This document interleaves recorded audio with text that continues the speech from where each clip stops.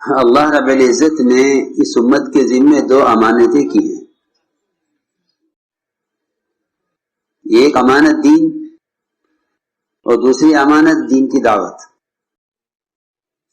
دوسری امانت دین کی دعوت. یہ دو امانتیں ہیں. ان دونوں امانتوں کو ادا کرنے کے لیے سب سے بنیادی شرط اتباع سنت ہے. اگر ان دونوں امانتوں کے ادا کرنے میں سنت کا اتباع نہیں ہے تو پھر کام کا کوئی اثر نہیں ہے. کام کا کوئی اثر نہیں ہے. میرے کام کا ڈھانچہ ہے بغیر روح کا. دعوت کا جو اثر ہے کہ دعوت کا اثر اتباع سنت میں ہے. دعوت بہت مؤثر ہے. دعوت بہت مؤثر ہے. جن دلوں کے بارے میں یہ یقین کر لیا جاتا تھا کہ اس دل میں ایمان داخل نہیں ہو سکتا، دعوت نے ایمان کو وہاں بھی داخل کیا ہے. حضرت عمر رضی اللہ عنہ کا بارے مشہور تھا یہ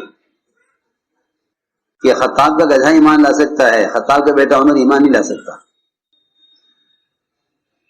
اس لیے کفر یہ سمجھتا تھا کہ ہمارے پاس اگر سب سے مضبوط آدمی ہے تو عمر ہے. جی اللہ رب العزت نے حضور اکرم صلی اللہ علیہ وسلم کے دعوت کے اسلوب سے جو اسلام کے خلاف شدید تھے، اللہ نے ان کو اسلام کی موافقت میں سخت بنایا. اسلام کی موافقت میں سخت بنایا. اشدہم فی امر اللہ عمر، کہ اللہ کے دین کے معاملے میں عمر سے زیادہ سخت کوئی نہیں ہے. کیونکہ حضور اکرم صلی اللہ علیہ وسلم کا جو طرز دعوت ہے کہ آپ کا طرز دعوت دشمن کو دوست بنانے کے لیے ہے، دشمن کی دشمنی کو بڑھانے کے لیے نہیں ہے. دشمنی کو بڑھانے کے لیے نہیں ہے. ہمارا جو اللہ مجھے معاف کرے کہ ہمارا جو مزاج اور طرز ہے وہ دشمن کی دشمنی کو بڑھانے کے لیے ہے. یہ بات توجہ جائے گی. وہ دشمنی کو بڑھانے کے لیے کہ ان کو غصہ دلاؤ تاکہ یہ مقابلہ کریں تو ہم مقابلہ کریں. یہ نہیں. پہلی بات یہ ہے کہ نبوت کی مزاج میں یہ چیز نہیں ہے. وہ دشمن کا مقابلہ اخلاق سے کرتے ہیں. دشمن کا مقابلہ اخلاق سے کرتے ہیں. دشمن کا مقابلہ احسان سے کرتے ہیں. ہتھیار کیوں ہیں؟ ہتھیار کیوں ہیں کہ ہتھیار دشمن کو ختم کرنے کے لیے نہیں ہوتے. ہتھیار دشمن کو ختم کرنے کے لیے نہیں ہوتے، بلکہ ہتھیار دشمن کو ڈرانے کے لیے ہوتے ہیں. جی ہاں.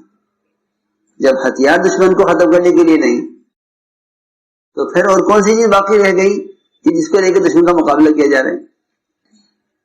میری بات توجہ چاہیے بہت کہ تمہاری زبان سے بھی کسی باطل کو بھی تم زبان سے گالی مت دو. یہ فرمایا حدیث میں. آپ نے فرمایا لا تسبوا اباکا، اپنے باپ کو گالی مت دو. اور صحابہ کو تعجب ہوا، عرض کیا کہ یا رسول اللہ باپ کو گالی کون دے سکتا ہے؟ باپ کا درجہ تو بہت بڑا ہے. فرمایا کہ تمہارا اپنے باپ کو گالی دینا یہ ہے کہ تم کسی کے باپ کو گالی دو، وہ پلٹ کر تمہارے باپ کو گالی دے تو تم نے اپنے باپ کو براہ راست گالی دی ہے.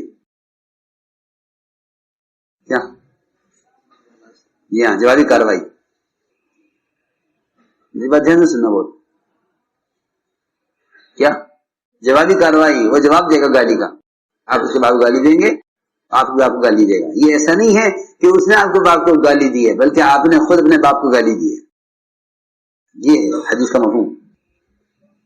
فرمایا لا تسبوا اباکا. تو میں نے عرض کیا کہ ہتھیار تو ان کو ڈرانے کے لیے ہیں. اعدوا لهم ما استطعتم من قوة ومن رباط الخيل ترهبون به عدو الله وعدوكم. ترهبون به، ڈراؤ ان کو تاکہ ڈر کر اسلام میں آ جائیں. ہاں، ڈر کر اسلام میں آ جائیں. تو ایک صحابی نے ایک کافر پر تلوار اٹھائی.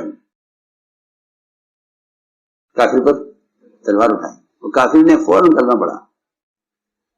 کہیں سے؟ قتل کے ڈر سے کلمہ پڑھا. تو انہوں نے قتل کر دیا اس خیال سے کہ یہ جان بچانے کے لیے کلمہ پڑھ رہا ہے. تو آپ نے فرمایا کہ تم نے اس کے کلمہ پڑھنے کے بعد اس کو قتل کیسے کر دیا؟ عرض کیا وہ تو جان بچانے کے لیے پڑھ رہا تھا. فرمایا تم نے دل چیر کر کیوں نہیں دیکھا کہ اس کے دل میں کلمہ ہے یا نہیں؟ حالانکہ دل کھول کے دیکھنے سے کلمہ لکھا ہوا نظر نہ آتا اس میں. یہ ممکن نہیں ہے. یہ تلوار تو اس لیے تھی تاکہ وہ کلمہ پڑھ لے. اس نے جب کلمہ پڑھ لیا تو تمہاری تلوار کا مقصد پورا ہو گیا. یہ بات ہے جو میں کہنے جاتا ہوں. یہ کیا کلمہ پڑھ لیا تو تلوار کیا ہو گئی؟ حرام ہو گئی. حرام. اس نے کلمہ پڑھ لیا. یہ میں نے مثال دی ہے. تو لوگ یہ سمجھتے ہیں کہ ہماری زبان سے اور ہمارے جواب سے لوگ مغلوب ہو جائیں گے. یہ نہیں. یہ میں ساز کرنا چاہتا ہوں. یہ نہیں. بلکہ اگر تم دشمن کو مغلوب کرنا چاہتے ہو تو اس میں سنت طریقہ یہ ہے کہ تم اس کو مغلوب کرو اپنے احسان سے اور اخلاق سے. اسے مغلوب کرو احسان اور اخلاق. کیونکہ اس دعوت کی سنت کا کمال یہ ہے کہ اذیت کا بدلہ احسان سے دو تو امت بن جائے گی. اور اگر کام کرنے والوں نے خصوصاً اور عام مسلمانوں نے عموماً اذیت کا بدلہ اذیت سے دیا تو امت میں ایک دوسرے کا مقابلہ پیدا ہوگا. ان کا مقابلہ کرو. تو لوگ یہ سمجھتے ہیں کہ ہماری زبان سے اور ہمارے جواب سے لوگ مغلوب ہو جائیں گے. یہ نہیں. یہ میں ساز کرنا چاہتا ہوں. بلکہ اگر تم دشمن کو مغلوب کرنا چاہتے ہو تو اس میں سنت طریقہ یہ ہے کہ تم اس کو مغلوب کرو اپنے احسان سے اور اخلاق سے. اسے مغلوب کرو احسان اور اخلاق. کیونکہ اس دعوت کی سنت کا کمال یہ ہے کہ اذیت کا بدلہ احسان سے دو تو امت بن جائے گی. اور اگر کام کرنے والوں نے خصوصاً اور عام مسلمانوں نے عموماً اذیت کا بدلہ اذیت سے دیا تو امت میں ایک دوسرے کا مقابلہ پیدا ہوگا. ان کا مقابلہ کرو. اس لیے میں نے 2 باتیں عرض کی ہیں بہت ضروری ہیں. 2 امانتیں ہیں ہمارے ذمہ. ایک دین، دوسرے دین کی دعوت. 2 امانتیں ہیں ہمارے ذمہ. ایک دین، دوسرے دین کی دعوت.